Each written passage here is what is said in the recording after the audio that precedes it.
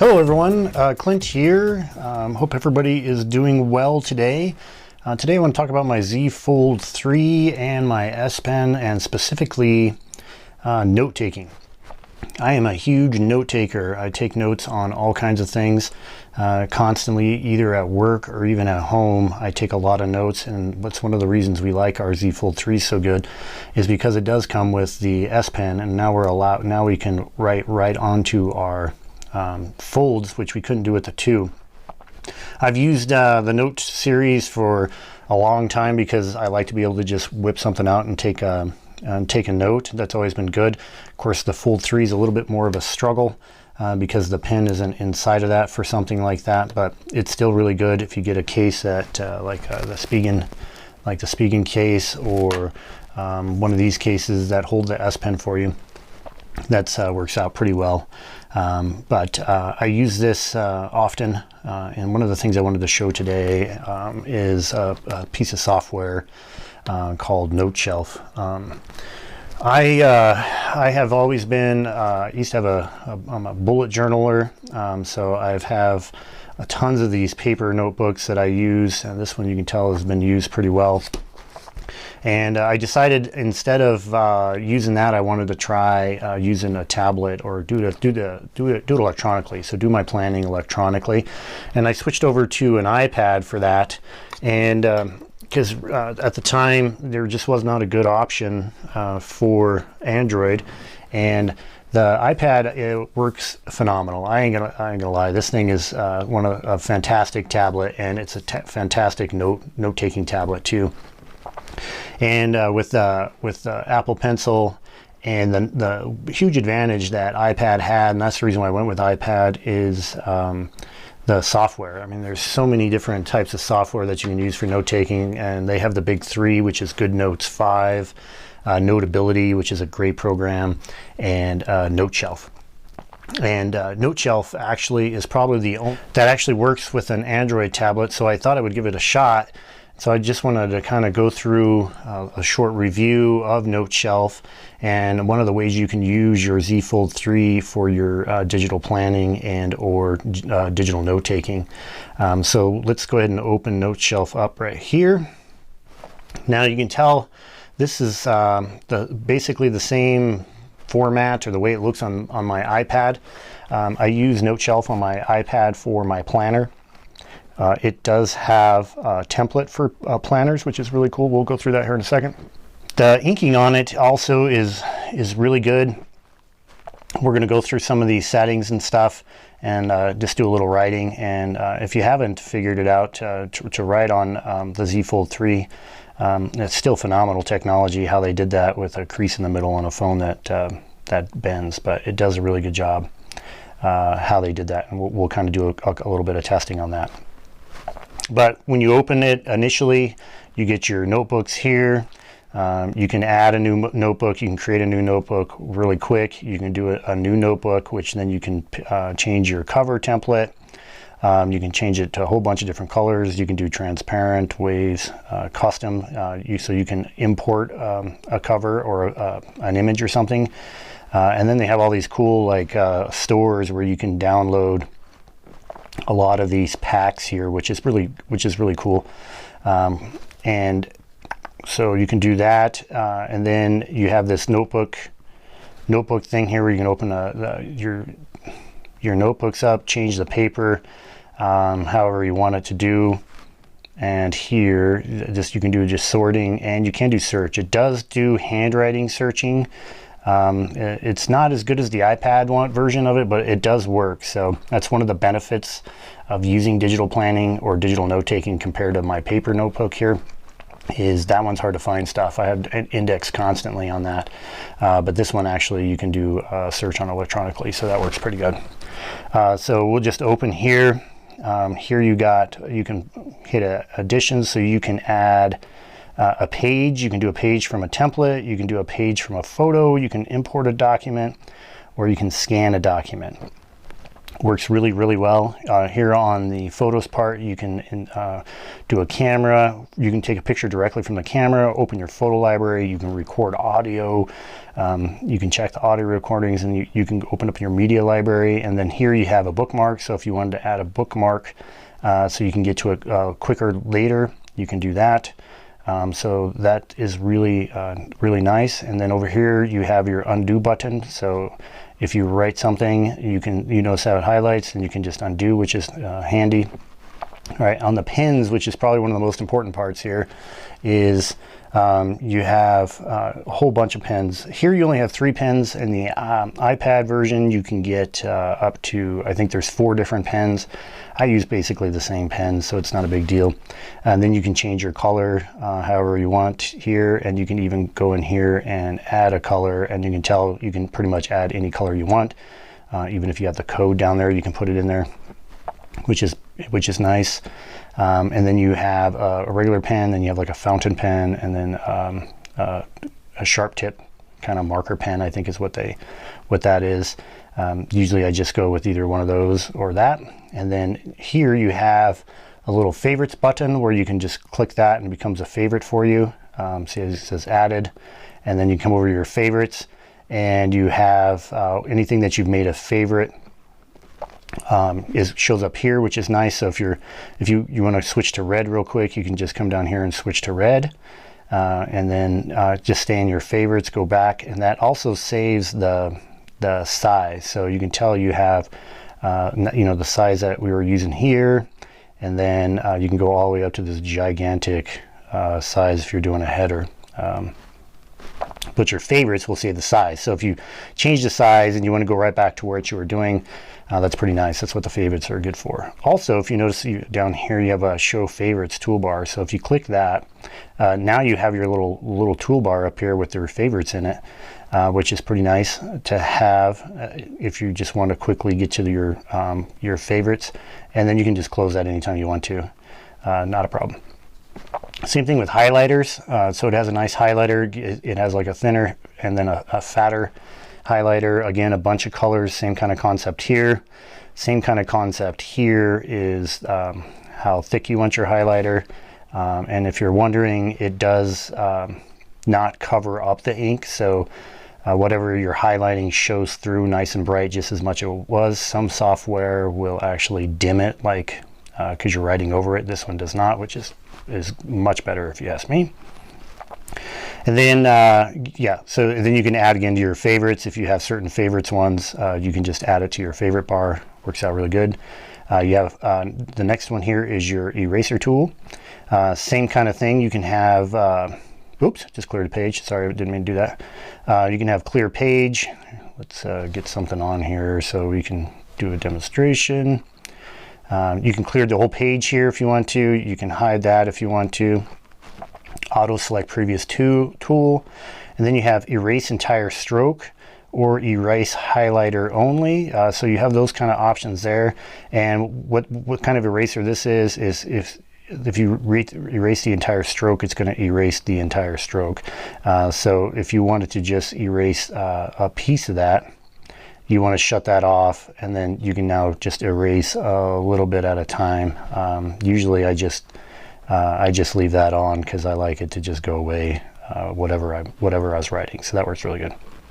This here is your text tool, and so you just double click wherever you want to go, and now you can type. You got a keyboard option, back, space. You can this is a fold, so you can write right in there and it'll type it. Works really good. And you can then move that box wherever you want to. So okay, right on. So now when you click that there, make the bit box bigger. You can move it around, but you got to use your finger. Works really good. Just so you know, the eraser tool does not work on text. I do that every once in a while. And then you have your select tool. Let's see if we put a couple things down here. Then your select tool. So the select tool is really handy because then you can select a whole area, and move it around because you want to make it whatever you wanted to do. You can make it bigger or smaller, so you can resize it. Oops. Make it bigger or smaller. You can change it to text, so it'll do the text for you. You can convert that to a text box. There you go. And even kind of guesstimates the size of the text, which is pretty neat. And then, oops, there you go. You can delete it. You can copy. You can, if you copy, and then you can just paste like normal. Paste, and then you can, there you go. Now you can move that around however you want to do. And then, what else is in here? Text, bring forward, send back. So if it's over or under something, you can bring it forward or back. Really handy. So that's the text tool, or the selection tool, and you can just select one little piece of that and just move whatever the sign, the stroke is. So it does it by stroke. So if you select just one piece right there, it's going to grab that whole thing because it's the whole stroke. But if you wanted to just select just a E, let's say, move it around, you can. So it's very useful. This button here is just a view button. So now your pen doesn't work.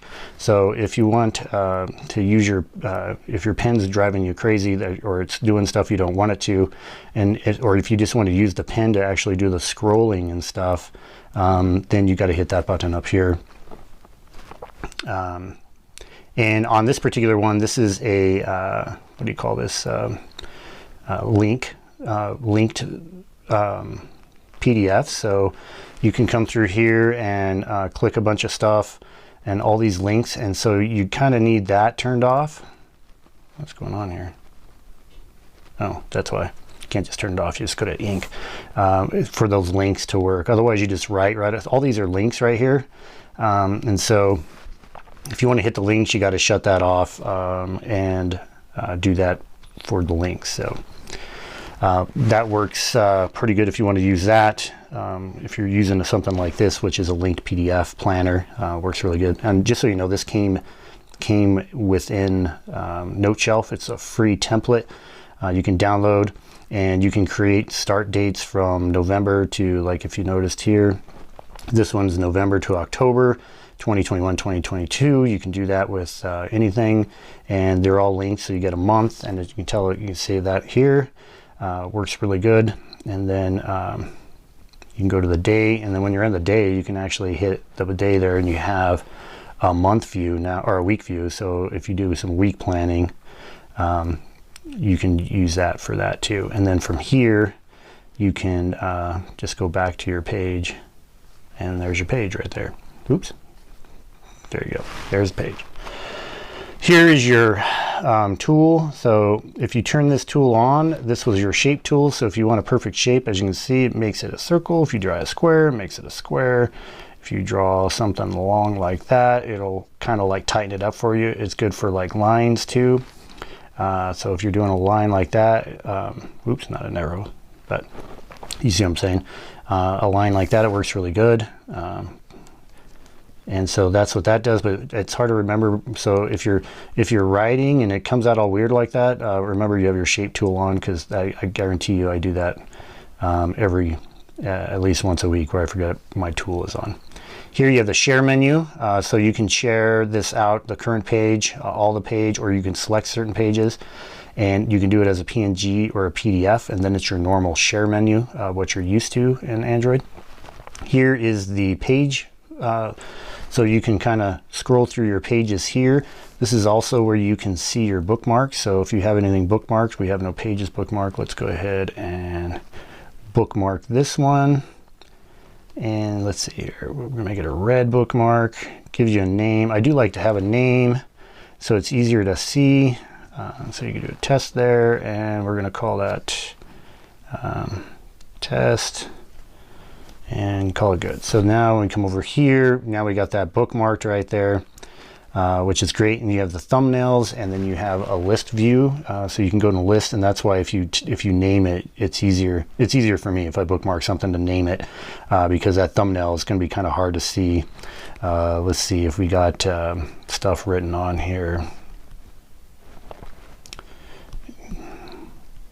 Let's see if we get some quick done. And let's go here. And now see, it's kind of, you can kind of see it because I wrote big, but if you're not writing big, it's going to be hard to see unless you have images or something in there. So I recommend the list, and you can just kind of go right to it from there. So if you're way off over here, let's say you're a couple days ahead, you can then just go right back here to your bookmarks, and bam, takes you right back to where you're at. So works really good. That's pretty much it for that. Let's go to the settings page. You can go to a page if you know the page number. You can turn your stylus on and off. You can get info, and this info gives you the title, when it was updated, the category it's in. Works really good.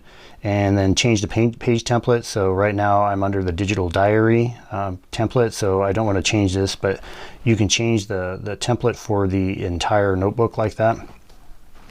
And that's really all the settings in the notebooks options. And if we go back here to the notebook picker, there's not any settings over here either. There's My Notes, Trash, and then you got your recent. You can make a category. So here you can be like test, test category, and hit create. And now we have a test category, and you can tell there's nothing in there. But now if you wanted to separate your notebooks out into categories, you can, if that's useful. I usually use 1 or 2 maybe. And as you can tell, it's really smooth. So I mean, the scrolling's nice. It's one of the things I like about Noteshelf is it has a good scroll, and it gives you that kind of book feeling, like you're changing pages in a book. And then the ink is really nice. So the inking is really good. And if you're wondering, it goes right over the fold, no problem at all. If you're using Samsung Notes or something, you can tell it does a really nice, decent straight line right over there. There's nothing weird happening. Even the angle lines are good if you do like, so it's not too bad. It gets a little weird every once in a while, but most of the time if you're just taking some notes, it works really good. No problems there. Noteshelf is, and then you can come back over here. Let's go to our favorites real quick. Great.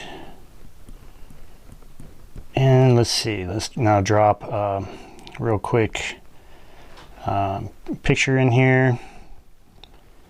Let's see here, bam. And it comes out huge because that picture was huge. I don't remember why this is screenshotted, because it's a screenshot. And then you can just size it, and what you can do here is you can edit this picture. Works great. And then you can actually go ahead and ink on top of it once it's not selected. So if you wanted to like do that, or if you wanted to highlight, like this is crazy right through here, whatever you want to do. So that works good.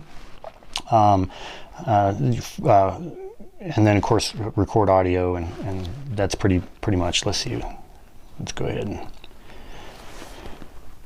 I usually don't do this, so there we go. Now we're recording audio, and it's recording it from the fold itself. And then you just come here and hit stop, and then you can close, and now you have this little icon here. I usually don't do this, so there we go. Now we're recording audio, and it's recording it from the fold itself. And then you... Okay, so that's how you add audio, some photos. I mean, you can really make some really good notes in here, just like you, that's one of the advantages of the digital note taking, is you can switch ink colors really quickly, or add photographs or audio recordings or any of that kind of stuff. It works pretty good, and it works really good on the fold. One thing I did want to show real quick is, because I know what you're thinking, you take all these notes and this better back up somewhere. It's easy on an iPad because everything goes to iCloud. However, this has cloud backup, so you can back it up to your Google Drive, you can back it up to your Dropbox, you can back it up to your OneDrive, your Evernote, which is really handy because Evernote can then search it. So if you're an Evernote user, it'll back up. Right now I have, and then you have a separate Evernote Publish where you can log into your Evernote and it'll publish on that. Where to go here? Back it up, come on. There you go. So that's really handy, because you definitely don't want to be taking notes for a year and then lose it.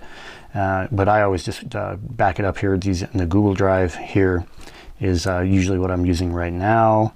Let's see here. So again, you can do a little appearance stuff here. You can change it to blue. I like orange. I'm surprised it's not on orange. And advanced over here. Quick access gestures, swipe from the left edge of the screen inside the notebook to access the quick access menu. That is actually a little difficult because of the back button. So I don't think I ever actually used that per se. Let's see what else we got in here. Thumbnail gestures, swipe from the right edge of the screen inside the notebook to access the thumbnail view. That would be the kind of page thing there that you saw. And disable hyperlinks when writing. I actually don't do that. However, it just kind of automatically does that. As I showed you, it's better to hit the hyperlinks when you're not inking. It comes over here. You got a ton of holiday, student, productivity. If you open the productivity section, you have all these templates here, like like financial ones, task lists. So you can just drop that right in there. I'll show you that real quick. And then support and about. So if we go here and then we add a new page, let's say, because you only want one page, we're gonna do a page from a template, and let's go to that productivity, and let's go, we got day planner. So if you didn't want the whole thing, you only wanted it for one day, you have meeting notes you can put in here. It's really nice there. So if you wanted to write do this, to do this, and then so then you can have that kind of on there. One thing, if you didn't notice, this little guy right here keeps popping up, and sometimes when you're writing, your page will move on you, and it's nice because then you can just lock it so you can't shrink it or anymore. So that's another handy feature. And then if you wanted to add a new page, it'll actually add whatever the page was before, but then you can go ahead and just add it right there from a template. Let's go to, and then you can do custom ones, so you can upload. So if you're health and fitness, if you want to keep track of your food trackers, they have all kinds of different templates, which are pretty handy. Works really good. Anyways, this is probably, wow, a long video already. Hopefully I can edit some of the stuff out here, because I do have a tendency to blabber on when I'm talking about cool stuff. But I really appreciate you staying to the end. And I hope you enjoyed the video, and we'll see you on the next one.